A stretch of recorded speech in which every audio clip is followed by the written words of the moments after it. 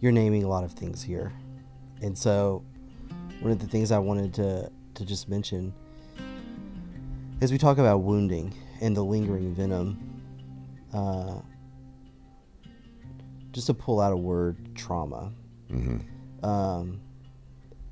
Studies are showing more and more like the thing that helps impact the impact of trauma, the way that it lingers and endures, is almost completely connected with how much love and support a person receives. Well, welcome back to another episode of the Outrider Podcast. Today, we're going to extend our conversation on maybe more so the venom than the arrows. The arrows, things that happen to us, but the venom is the part that lingers in our skin. We want to dive a little bit deeper into this idea of what venom does to our bodies, but more specifically what venom does to our minds and how they're interconnected, and the mindset that we can have even inside of us, even if it's just one little part of us. You know, we don't want to have that there. So we want to dig deeper into some conversation around venom. And I wanted to invite you to, as you step into this journey, there are some resources that we have available on our website, theoutriderbook.com. You can get the book. You can buy an autographed copy from our store there. You can get some of the core longings worksheets that are available to download. Those are free. You can also find a link to the Outrider Podcast. You find a link to the Outrider's Ballad, which is the songs that are written to be a part of the book. They're integrated in a part of the immersive journey of going through the book, The Outrider, Become the Man You Needed. And there's this new journey that God has brought all this together. I didn't plan this. I'm not smart enough to do this, Chan. But it's so cool that it's worked out this way. The book in and of itself, I just wanted to tell a story about Jesus being a hero. You know, this painting of My Bunkie by Charles Vogel, when I saw that in the context of the cavalry and the training, and, you know, before only the best get to do this, my cousin said, and it just like, I got spirit bumps again, just retelling that little bitty piece of it. I wanted to share that part of the story. Jesus is the hero. We get to ride with him. And when we release the outcomes and we just partner up with him and embrace our role as a beloved son, then we get to fully step into this idea of what it is to be a co-heir with Christ. That's really all I wanted to write about. And then as I got into it, man, it went a different direction. This stuff, this core longings started popping up because I read the book Cowboy Dan from the 50s or 60s. I don't know, but it was my favorite book. Yeah. You know, I'm a rootin' tootin' cowboy. My name is Cowboy Dan. I can rope a steer as good as any man, right? But that whole book, like, It started to shape your identity. it did. Even as a kid. It did. But what it really did was it awakened within me these core longings that I had as a kid, and my identity was kind of wrapped around these core longings. And I think that in writing this book, those core longings they just surfaced. And I didn't even create the core longings for the book. I did that for the marriage retreat. Yeah. And then that is like, oh crap, I got to go back and rewrite the book and put this stuff in it, because that's where it all comes from. And so God was just developing this along the way. And as he did this Outrider journey, these pathways there's part 1 in the book, the Beloved Awakening, part 2 is Beloved Identity, and part 3 is Beloved Authority.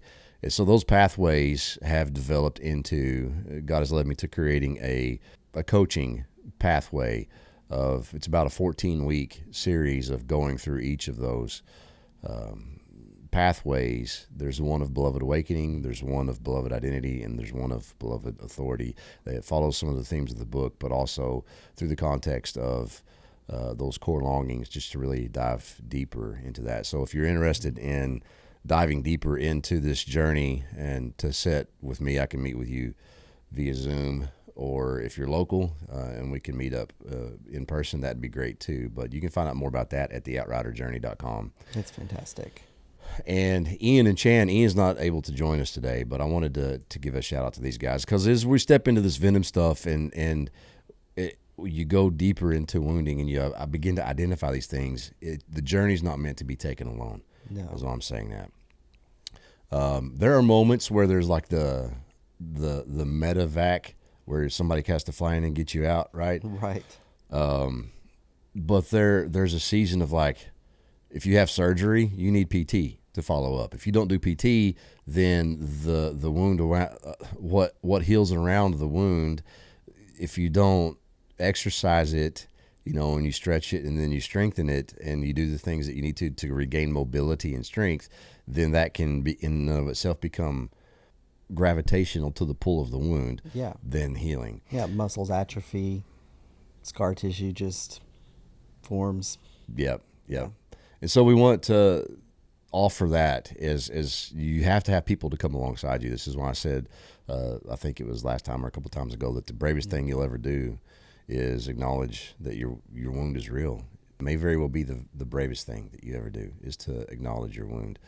And then equal to that is allowing somebody else to know about it and to just step into that with somebody. And so Chan and Ian and their colleagues that they work with are phenomenal outriders, if you will, to come alongside you on that journey. So if you want to seek somebody to have conversation with and to dive deeper into your story and to find some healing in the pathways of counseling, then go check out willowtreecounseling.net, and you can find access to Chan and to Ian and to their colleagues. They have a great group of folks that they work with that can sit with you wherever you are on your journey. Yeah, we do traditional individual counseling services. Ian and I both also offer 3-day intensives where we can really do a deep dive with people and walk through a large portion of their story and get a lot of healing in a short period of time. Yeah. So worth it. Yeah. The greatest resource that you have available to you is your own heart. Parker Palmer said that self-care is never a selfish act. It's simply taking care of the best thing that you have to offer other people. I love that. I need to get that quote. Yeah. You got to be able to take care of yourself. And I'm not talking about getting stuck in trauma la la land, of self-care, which is possible too, where that's all you think about is self, right? But caring for yourself is a part of the greatest command ever given, to love God with all your heart, soul, mind, and strength. And then the next to that is of equal importance. Love your neighbor as yourself. As yourself. So how are you loving yourself? You can't really truly love other people if you're not loving yourself. So exactly. That's where that idea comes from.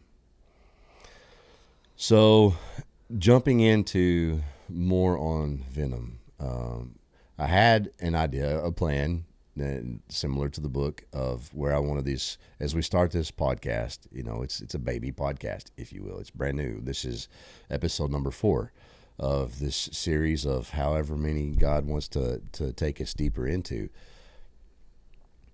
We had a plan of maybe covering, part 1, part 2, part 3, then we'll go through core longings, and then, we'll see where we go from there.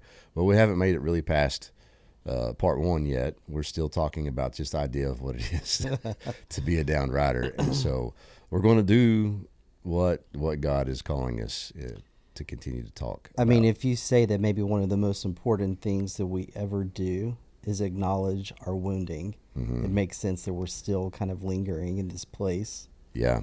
Where we just have to give some attention to the downed rider. Yeah. Because so many of us have been, so many of us are still. And so we just have to name it. Yeah. Get oriented, figure out where we are so that we can move forward. Yeah. I think it's not a hip topic either. Do people say that anymore? Hip? I mean, that might be dating you a little bit, but. Yeah. It's not a choice topic, and that it might even be too old, but it's not a fun topic for sure to talk about your wounds. And it's not something that many men don't want to go there because they've not been allowed to go there. And women can go there a little more easily, but there's also a lot of, it may appear that just simply because they have more of access to an emotional feeling, right? But the actual wounding and the messages and all that's tied to it is not any easier than it is for men. The emotions may be easier to access, but to get to the root, I don't think is any easier. Yeah. And in fact, I think I can just tell you in the context of loving the women in my life, specifically my wife and my daughters, that getting to the root and trying to help be an outrider for them is more difficult. I can say it with men all day long, but with them, it's a challenge. I think I used to believe that women have an easier time accessing it, men are harder. I have found, and it just proves to be true over and over again, once you give a man a safe space to sit, he'll open up. Yeah. He'll start talking. Once you normalize it and make it okay for him just to be honest, men will. That's been my experience anyway. Yeah, mine too. And I think women can be that also, but there's also there's more of a guardedness that lingers. And that's a topic for another day. And I'm not diving into that conversation without Lori joining us. Just a lot of self-protection for sure. Yes. Which we're all inclined towards. Everybody has. And the core longings, this is why I wanted to get to that pretty quickly in the journey of this podcast, because the core longings are where it's all at, man. Like Eldridge talks about in Wild at Heart, the core longings of a man's heart are the battle to fight and adventure to live and the beauty to rescue. And there's similar core longings for the feminine heart. They surfaced in a conversation with Lori about this marriage retreat that we were pulling together, that I had simply just planned to plug in a DVD and roll with something that had already been recorded by my friends at another ministry. It's just easy to push play and rock and roll with it. And then Jesus was like 2 weeks out. No, the Outrider, the most important place that idea of fulfilling the role of Outrider plays itself out is in your marriage. I was like, oh man.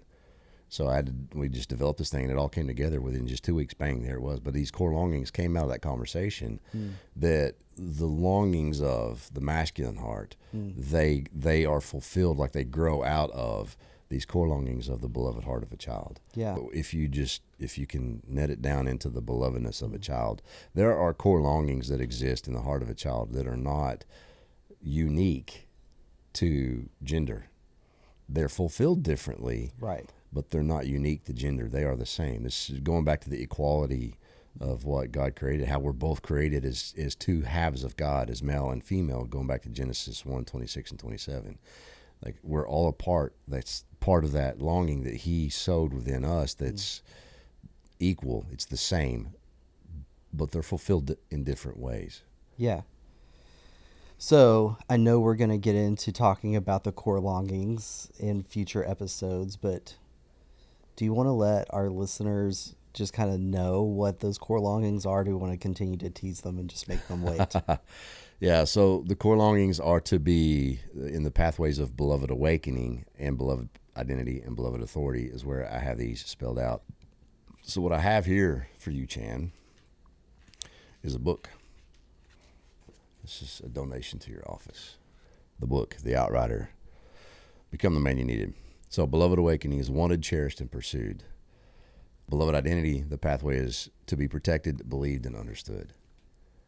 In your identity, this is the knowing and being known. This is where intimacy really begins to take it go beyond that taproot that's sown in beloved awakening to being able to grow into who you're created to be.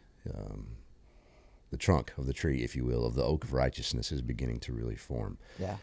To be believed and understood. Are you known? And are your words received as true? Mm-hmm. Are you believed? Hey, Dad, I feel the. No, you don't. Or, hey, Mom, I'm. No, that's nonsense. No, don't feel that way. Don't like. How many of us have our feelings dismissed as we begin to express them as kids? Too often, for many of us. Yes, and then once you step into the pathway of beloved authority, this is the training. This is where you step into, okay, this is outrider stuff. This is where the rubber meets the road, if you will, or you really step into the saddle of being trained to partner with Jesus. Is training. We're trained. We are invited into a story that's larger than us. Invited to be a part of something that has weight, you know, and something that has an effect in the charge or the care or into the lives of other people. Our world begins to expand, if you will. We're invited into a larger scope, into a larger space, a larger authority of life and for people and for things. And then there's to be trusted, you know. This is where you get to that point of operating as a co-heir. This is to grow into being entrusted with the keys of the kingdom. If the kingdom of heaven was a chainsaw, we talked about that recently. Right. This is where you get to, okay, son, yeah, go take a chainsaw and that tree down in the back 40 that fell over the fence the last storm, I need you to go, da-da-da. That's to be trusted. You know, I can trust that you're going to be able to handle the weight of that task without hurting yourself, you know, or creating more damage to the space or whatever, that you can cut the tree up, you can haul the tree off, and you can mend the fence where it broke down. Those are the types of things that as we grow in through our journey of training, when those core longings are missed, then we have to go back with Jesus to get them. And those are the places where we get stuck. Those are the places where they're missed, where venom has entered into our veins. The arrows have pissed us. Thank you, Jesus, for edits. Piss is probably the right word, because when you get hit with an arrow, it pisses you off. The arrows and the fangs have pierced our skin. And the venom, though, whether it's a poisoned arrow or it's from, the serpent. And again, I'm not talking about Satan himself, but he's there, right? But he's not a literal snake. He's the father of lies. Right. He's the deceiver. It's just a metaphor. And accuser. And accuser, yeah. This is just a metaphor. I'm curious, Joseph. This question just came to my mind because I'm wondering if people really know what you're talking about when you're talking about all this authority. Is there a good definition that you have when we're talking about authority itself? Because I know when I have people come into my office, I encounter a lot of people who have authority issues. And I feel like that's because people don't really understand what is authority. I think this is why Jesus wanted to use this idea of the outrider and to unpack the authority, and why he gave it to me by way of military. I know that men and women who have served in the military, they understand what authority is. When the centurion came to Jesus, asking him, "Will you heal my servant?" He's like, "Yeah, let's go." He's like, "You don't have to go. I know who you are. You must only speak it and it will be done." Jesus was astonished. Scripture says he was astonished.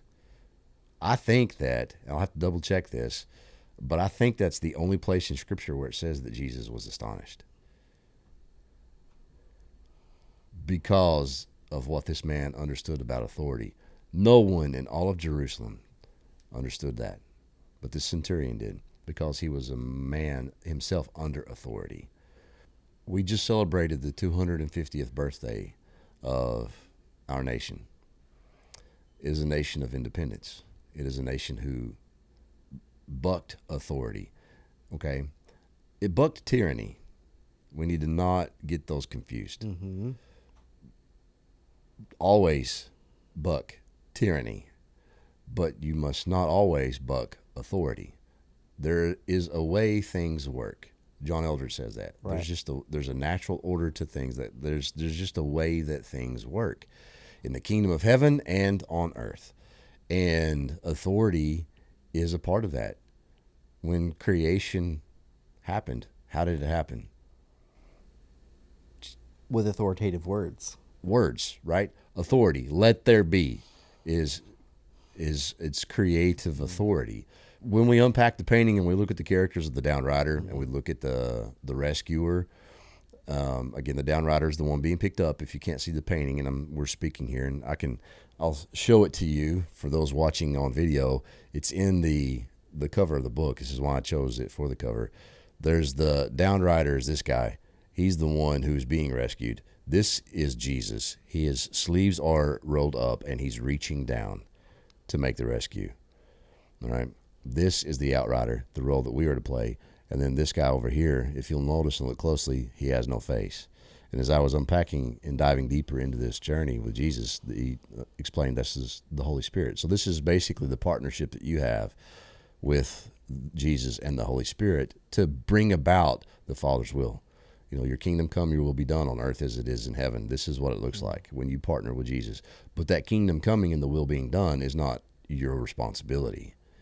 Right? Your responsibility is simply to partner with Jesus and the Holy Spirit. If you try to make it happen in his name, you're not moving in that authority of the training that puts you in the ability to operate in that saddle with him. Because he's the one who's supposed to be making the rescue, not you. You create the space. Right.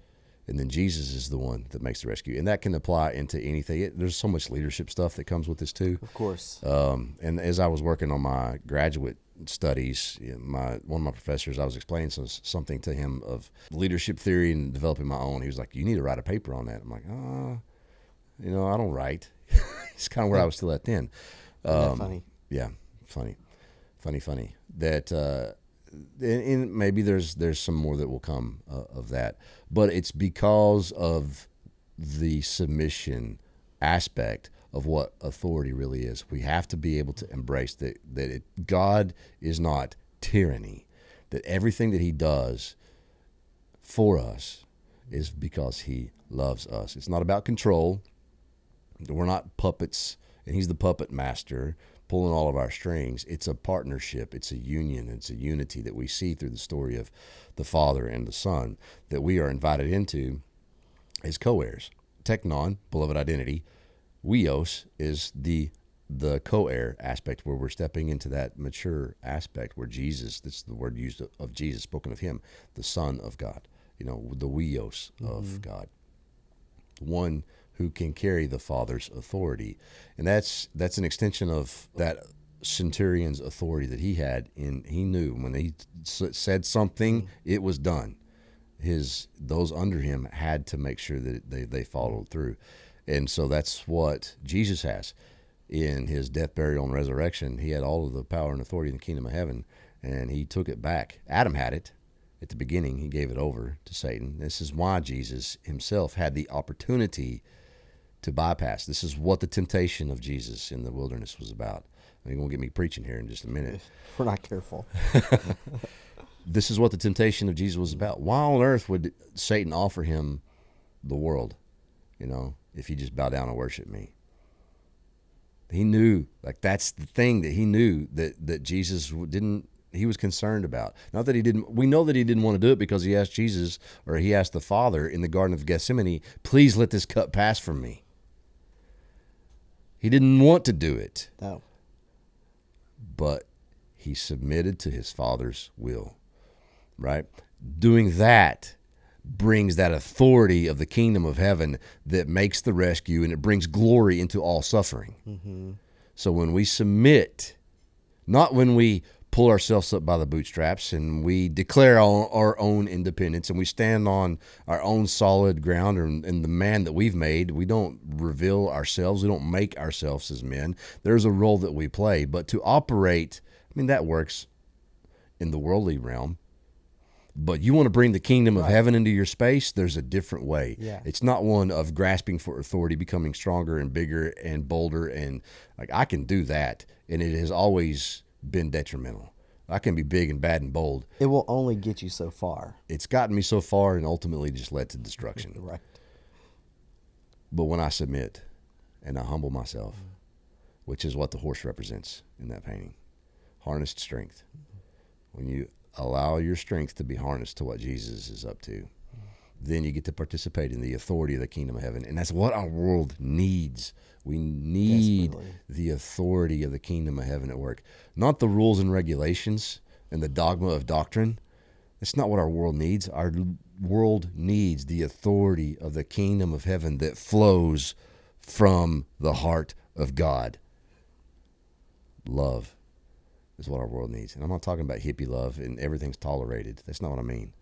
I mean love that brings life and restoration and health and healing. That's what our world needs. So authority is harnessed strength. It is submitting ourselves to the Father's will the same way that Jesus did. He humbled himself just for a time to be lowered than the angels so that he could experience what we experience. And he didn't want to do it, but he did it anyway. Right. And people might freak out by, you say he didn't want to, he was God. Well, the flesh part of him, this is what Satan was going for, because he was also fully man. Right. You can't His forget humanity. that. Exactly. Yeah. So he's sitting there in the garden, let this cup pass from me. And this is where Satan came to tempt him, right? I think this is probably a good segue into the venom part of keeping you in that space, because Satan also knows our story. He knows our generational story. He knows what lingers in our blood line and how it's easy to get into our skin.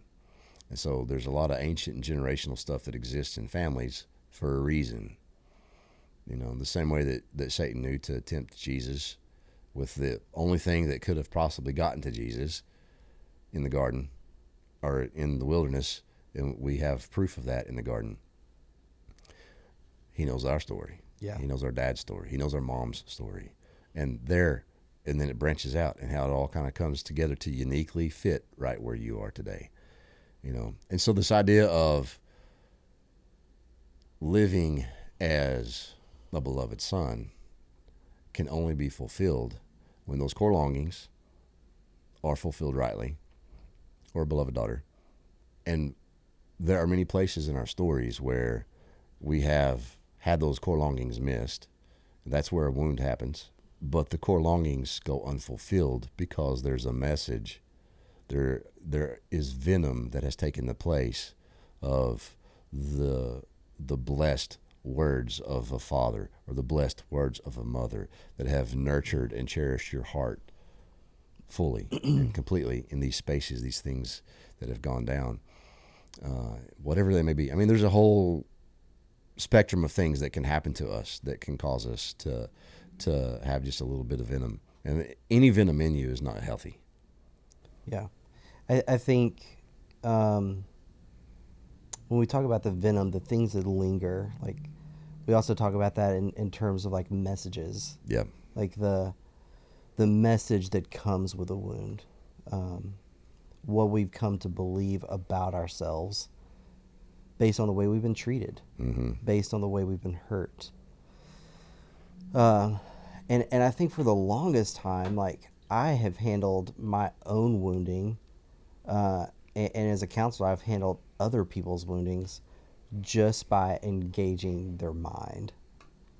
You know, Yeah. just by going after what people believe. Yeah. Intellectually up in their head. But man, neuroscience just continues to show like it is in the body. Yes. And we have seriously overlooked. Okay, I got a story. That part. Yes. Story time. I love stories. Story time. And you're a part of it. Okay. You and Jay and Pete. Okay, I remember this. Yeah. It wasn't until yesterday that I knew where we were going to go today. Or I had an idea. I still don't really know exactly. We're going to walk with the Spirit here still. But I sat down. I had a moment yesterday of quiet in my house. Which I know that's hard to come by. It's hard to come by. Y'all, when folks ask me how long it took me to write the book, oftentimes, well, it was across about a year and a half span, honestly. 2 years to get to almost a full 2 years to get to actual publication. But I probably wrote the book in 4 weeks. If you take the 3 different 10-day stints that I was able to find some peace and quiet, and it just poured out of me. I mean, it like a river, it flowed. When I sat down to write, it just came. And then finding space to edit and back and forth with the editor. So, and I was oftentimes, it wasn't until, 10 o'clock at night when I could work on this. So from 10 at night until 4 in the morning, I would be able to get some work in on the book. So it was a I wouldn't even really call it labor. I started to say labor of love, but it wasn't even that. It was just like I had to. It was life for me, getting this thing out. So those quiet spaces in my house don't exist. This is why the audiobook doesn't exist yet, and why we're doing the podcast in your office. So I had a moment yesterday, and I just pulled up Netflix, and because of all this journey in this process, I haven't really watched TV or anything. Uh, that don't keep up with sports. Like I'm so out of the mix on what's happening in a lot of things right now because I have been just so heads down with family and this content. But I watched a documentary on Netflix on Teddy Roosevelt, and it started out in his youth. I didn't realize this, but when Abraham Lincoln was assassinated, as they took him on basically his journey back to Illinois, it went through New York and across the country on train roads and parades and whatever, so everybody could mourn. This funeral parade went by Teddy Roosevelt's house in New York. His father was one of the 5 richest men in New York at the time, where his grandfather was. So he's in this mansion in New York. In this window, there's a picture of 2 little boys as Abraham Lincoln is being, the procession is moving down the street. Teddy Roosevelt and his brother are in that window. Like, man, you just think about the snapshot of history of what that is and the impact on the young man's life. But the reason he's in the window and he's not out with people is because he was a very sickly kid. And he had asthma. And he was about 7 or 8 years old, I think they said, when he was leaning out that window looking down. And I'm just like, God took me back to a space. But then look who Teddy Roosevelt became. His quote is in the back of this book. Mm-hmm. And I frame it in the back, just to spoiler alert, that Jesus is really the man who conquered the arena. And so if the credit's going to belong to the man in the arena, it ultimately belongs to Jesus. I know a lot of people have heard the credit belongs to the man in the arena speech. But you're accredited there with Jesus, but he's the one who's conquered it. And that's the only way that you truly can. So how did Teddy become the man? Same thing with the Braveheart movie. Like, how did young William become old William? I didn't know this about Teddy Roosevelt until I watched this yesterday. In his sickness, his father was there. When he would have his coughing fits, they would love him, nurture him. Found out his father built him a gym inside of his house so that he could begin to build his body. He says, you have a sharp mind. You have a strong mind. Your body just needs to catch up to it. So he built him a gym, and he nurtured him. He was fulfilling those longings, and where his body couldn't manifest what was inside of his heart, his father helped make his body stronger. I love that, because the picture that Roosevelt's father is painting for us is like he's creating spaces for possibilities. Mm-hmm. But how many of us have experienced like a limiting story? So many things that just get reinforced over again, time and time again, based on certain limitations. Mm-hmm. It sounds to me like Teddy Roosevelt was a very blessed and lucky young man to have a dad who didn't see his limitations. He had a dad who saw his potential and his possibility, and he called it out of him. Put him in the mouth of his river. That's right. Train up a child in the way he should go, and when he's old, he will not depart from it. What that means is you point them in the mouth of the river. What did God create your children to do? Don't make them fit some specific mold. Mm-hmm. What does God want to partner with them in their story? You put them in that lane, and you do everything that you can to partner with God to raise them for that. That's what Teddy Roosevelt's dad did, and partnered with God in the process of raising him and training him to be the man that he became. We have, so much good that he did for our nation. We have the national parks, because of his grief, honestly. He lost his mom and his wife hours apart on the same day, Valentine's Day. Wow. And his grief, he went out west.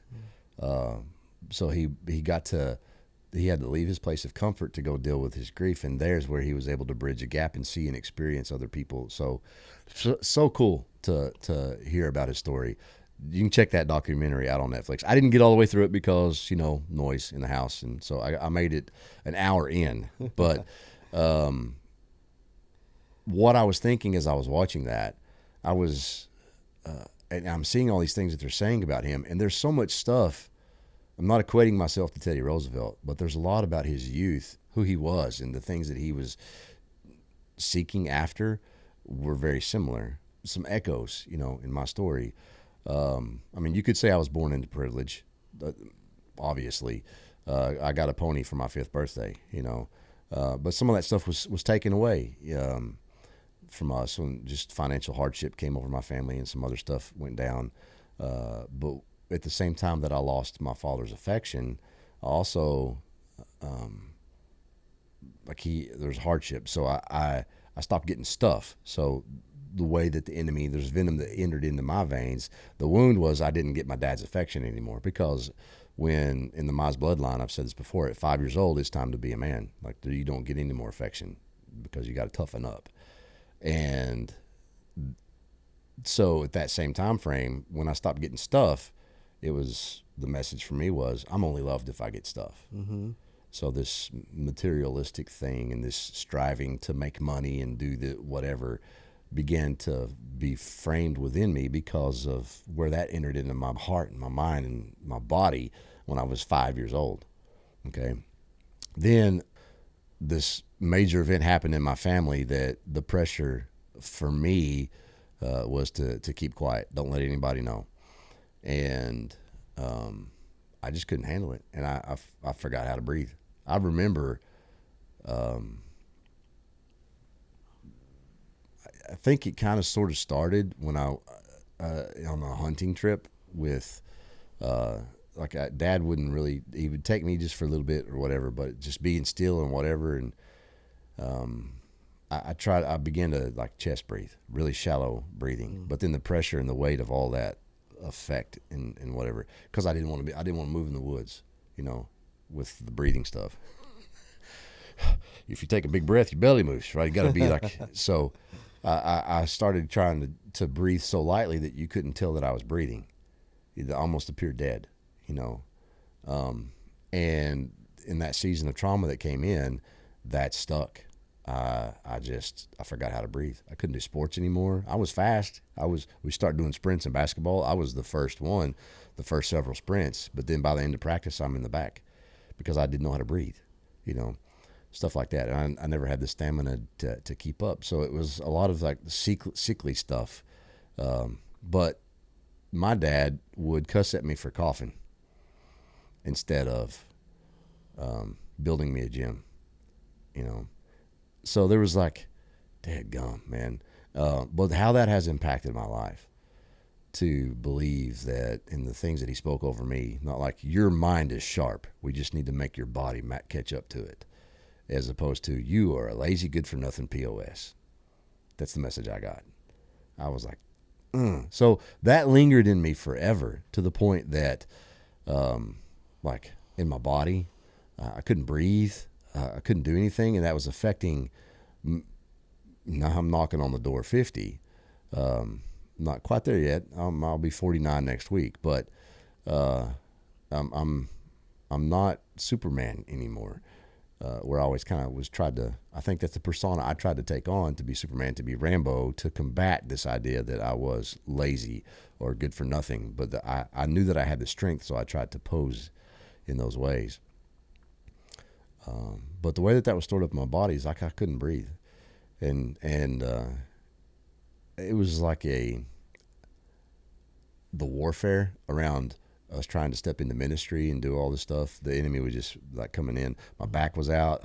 Couldn't breathe. Like there was just so much going on with me physically. And then you sent me he's like, bro, when are we going to deal with this spirit of infirmity that's just keeping you from where my dad was like, your mind is crap.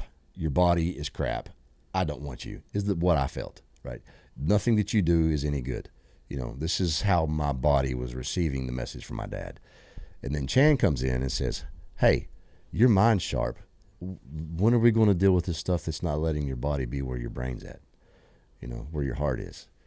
And so when you look at that picture of my bunkie, happened for me, where Chan and a couple of our other buddies, Jeremy Shelby and Peter Romano, also therapists. Funny side note on that in a minute. That, I'll just say it. Like, I left corporate America to want to become a therapist after I read Wild at Heart. Yeah. A long time ago. And the facility that I worked at taught me I don't want to be a therapist. This is nonsense. These people in this process, and good hearts, but just the idea of the legality stuff that existed around the professionalism of da-da-da. I was like, no, I want to rescue hearts. I don't want to follow rules. But God gave you best friends. And then all of my best therapists. friends are therapists, every single one of them. Like, I'm like, how, this is funny, And everybody seems to be pretty much an Enneagram 9 too, which God knows I needed balance. Yes. So to my 8ness. But they circled up around me, and without any context, without even understanding that part of the story, because I don't really share that stuff. Pete's like, I smell smoke as we start to pray. That might weird you out a little bit, but when the Holy Spirit shows up, this is why I say it's the bunky painting is what you see. It's Jesus and the Holy Spirit. You have to remember, they are the hero. They are the guide, okay? We as the outrider, we get to experience and see and hear things that are not of us, right? So as we sit down and Pete says, I smell smoke, it's the Holy Spirit guiding him into the context of something that's going on in my life. And it immediately took me back to 9 years old. You knew exactly where we were going. I did. Well, I didn't until he said that. Yeah. And I was like, well, yeah, I'm 9 years old and cleaning out the fireplace in my living room. And to make a long story short, what happened was it was that season, but there was always these chest pains that I had all my life growing, because I had forgotten how to breathe. The anxiety was causing me to short breathe, and it was making even the fascia around my lungs to hurt because they were atrophied. Stuff, it's just nonsense of how the stuff is stored in your body. But ultimately, in this time of healing prayer that we had, there was like a dagger in my back that these guys pulled out. And it was so intense that Chan almost called the ER because my lips turned blue. I didn't know that. It was pretty wild there for a second. I was exploring using a CPAP. I haven't had to use a CPAP since then. My breathing, right after that, I went to another event in Colorado. I was never able to hike ever, because that's why I loved riding horses instead of hiking, because you just sit, But I went on a hike in Colorado at an event, like up the mountain behind the cabin. I couldn't go 100 yards, but previously I went all the way to the top of it without issue. It was simply this stuff from my youth, 9 years old. One, without having these core longings within me being fulfilled rightly by a loving Father. He protected me, in an earthly way, but just not my heart. I was always provided for, always what was necessary to survive, but never loved and cherished in order to thrive. So when that's what you have to grow into the fullness of who God's created you to be. Those core longings have to be fully fulfilled. And then when this trauma hit, that was just, that venom lingered in my body for 30 years and kept me from being, and I said this to my wife yesterday. Could you imagine the man I could be today if I had received the love that Teddy Roosevelt got? And then I smiled. You are that man. This is where the book goes with becoming the man you needed. It's like, but my kids get to be. My kids get to be. They don't have to. Jacob's making up a little bit of time because, he was the bleeding edge of my parenting as I was learning to, but, I wanted to do things right. I just didn't know how to do them holy with him until he was about 12 or 13. And then the enemy was all over him then through other influence, and then John David, he doesn't know anything any different because he was born into this redeemed story that we're living now. But they're both beloved sons, and they know it. And I'm so proud of who Jacob's becoming. So it's just to think about why it's important to get your heart back, why it's important to acknowledge your wound. But acknowledgement is only one part of it.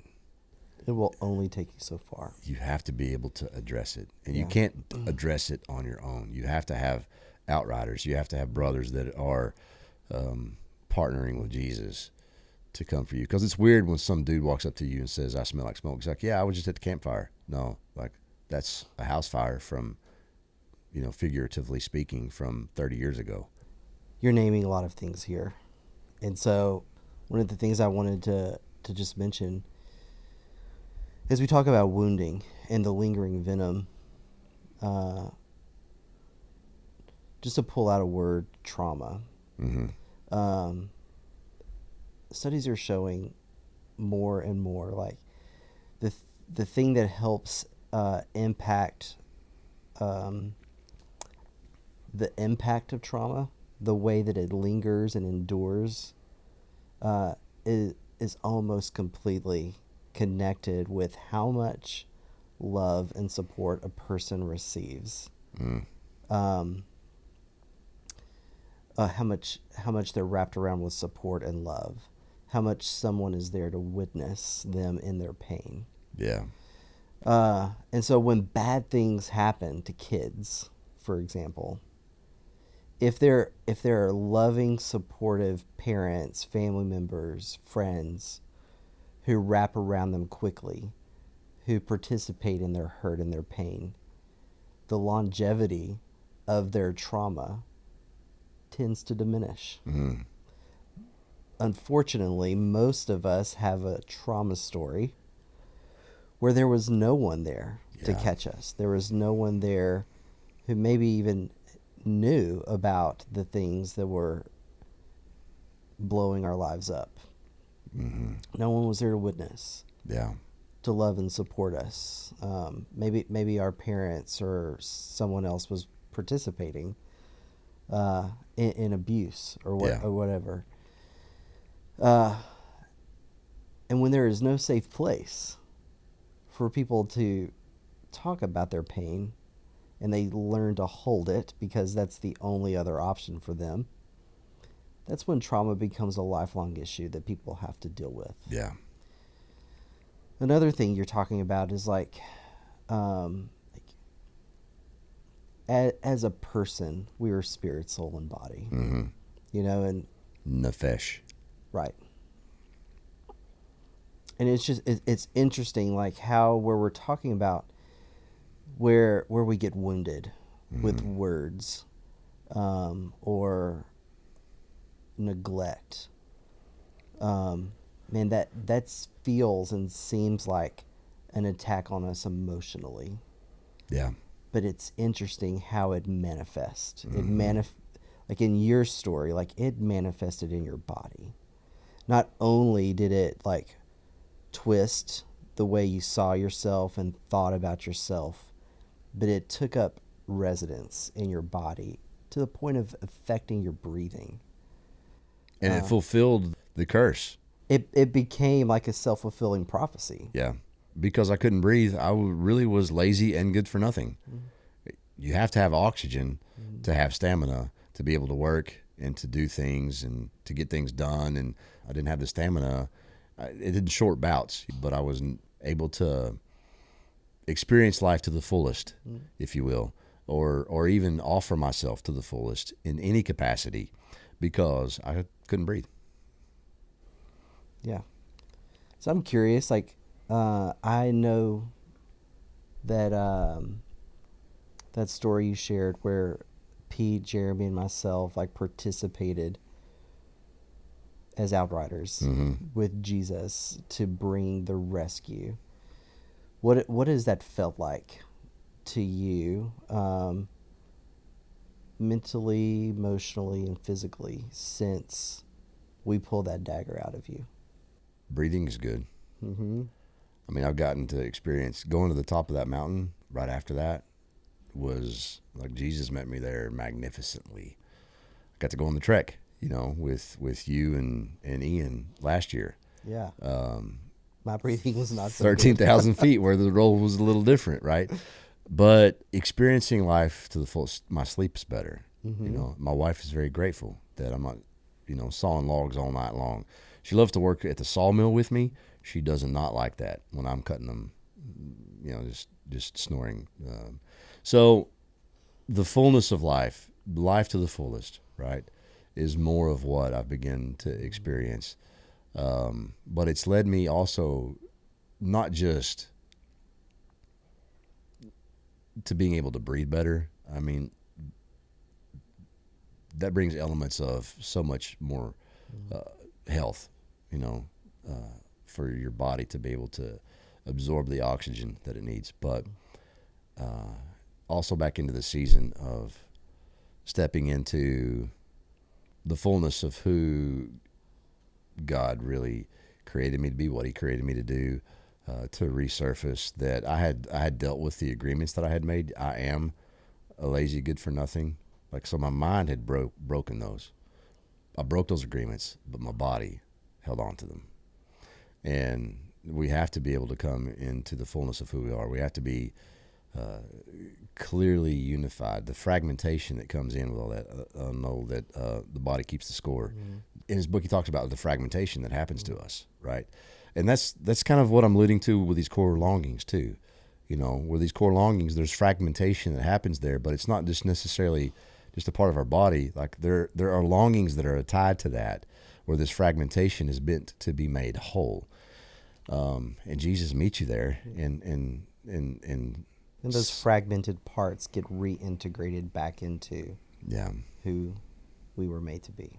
So the trail marker that I want to bring in for today, Chan, I'm asking you because it was the trail marker for last week, and I wanted to come up with another one, but I can't shake it. Where does Venom still live in your body? Is that a question for me right now? It is, and it's also our trail marker for the podcast, because we left off the last podcast with that. Where does Venom still linger in your body and in your mind? Where is it within you? Because if there's any toxin that's inside of you, that's what we're going to continue to pass on, right? You learn things. We'll learn things that are blessed, right? And we can pass on blessing, but we can still pass on toxin and blessing. It's a both and. Yeah. We pass on both the toxin and the treasure of who we are if we don't allow Jesus to suck all of it out of us. Yeah. So that's why I can come back to it, because I'm asking myself the same question: where does Venom still linger in my body? Because of, there's more warfare. My back's been out. A lot of that same stuff that's going around with this infirmity stuff. Like, I fell off the deadgum steps coming out of my house yesterday and rolled my ankle. Like, what? That's just because of, I don't know how I've never done that. What's that about? Am I becoming that geriatric? Or is this spirit of infirmity trying to come back at me? And is there still any venom that lingers within me that he has access to? Mm-hmm. It's a question I'm asking myself. Where does Venom still linger in my body? So I'm asking you the same question. Sure. And that's the same question I'm asking our listeners. That's fair. So I have a big story, and we'll probably have to dedicate a whole episode to my story. Yeah. But I can tell you, I'm walking through a season right now that's given me lots of adversity, lots of opportunity for growth, but it's hard. Being sharpened and strengthened and partnering with Jesus sometimes requires us to walk through a fire. And I think for me, I started to notice about a month ago, my jaw has been hurting for the past month. So it hurts to chew, and it's like this TMJ kind of flare up happening. I don't know if I'm clenching in my sleep or whatever, but I know deep down there's a lot of pain that I'm having to face right now, and I think it's showing up there. I would say the message that I have been really kind of wrestling with is I'm tired of this part of my story where the message seems to be I am not loved by the people who are supposed to love me the most. Mm. You know? There's been so much grief in my story. Mm-hmm. Loss of parents who had their own story, who were hurt and disoriented in life and not capable of giving me the love that I needed, Yeah. that I required or was worthy of.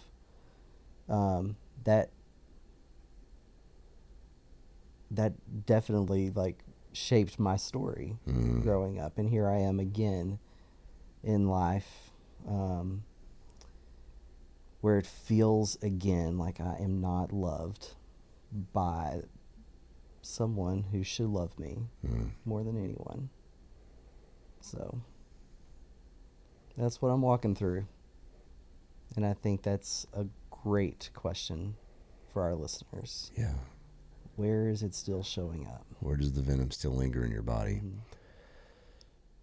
Because where there's venom, there's death. Yeah. You know, the trauma brain, the Swiss cheese. We talked about that. It's the dark space that Satan has access to. Mm-hmm. You know, and so we don't reclaim that on our own. Jesus comes in. Darkness tried to overcome the light, but it could not comprehend it. It's just John 1 stuff. Yeah. The Word is God. The Word was with God. If we are one with Jesus, the Word is with us and we are with God in all of those spaces. And then we continue on in John, the darkness did not overcome the light. Yeah. So we get to invite Jesus into those darker spaces. And I think that that's probably where we're going next time, into your story, into how Jesus is shining light. Yeah. Because where things are missed in our stories, my dad can't give me what I need. Mm-hmm. And I release him for that because he didn't get what he needed, you know. And I have broken the generational ties to operating in the obligation to making everything okay in the dysfunction. And which I have a good family. Don't hear what I'm not saying. But families cannot continue to operate with just okay. If we're going to partner with the kingdom of heaven, then we have to not be okay with bad behavior. We have to not be okay with venom. Where venom exists within a family and in a bloodline, we can't be okay with that if we choose to partner with Jesus for his kingdom to come and his will to be done. That's right. Doesn't mean that you don't have grace for the venom, but if you choose to do nothing about it, then that's a different story, you know. And so we have to be able to step into this journey and this process of letting Jesus take out of us what doesn't belong inside of us, chipping away the things that are not us, the revealing of who we are created to be. And the reason being is so that our children can become more unencumbered beyond what we have been able to. And then that will bless their children to be even more so unencumbered by the things of this world, to be able to live and to move and to operate in the glory of the kingdom of heaven.